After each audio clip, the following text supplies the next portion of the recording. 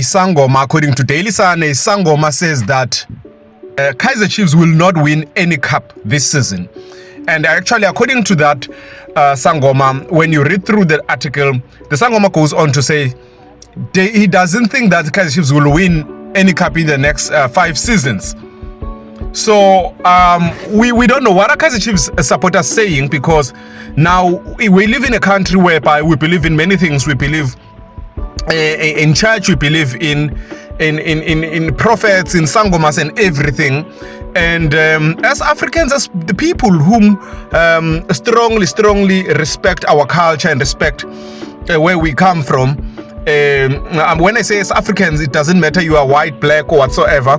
As long as you were born in Africa, you would then understand, if you were born in Africa, that we do respect all beliefs.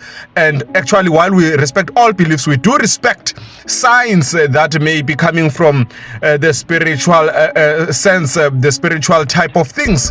And on the spirituality now, Daily Sun is saying that, or rather, allegedly, according to Daily Sun, a Sangoma is saying that Kaizer Chiefs will not win any cup this season. When they are saying this season, that is the season of 2026-2027. A Sangoma says Kaizer Chiefs will not win anything this season.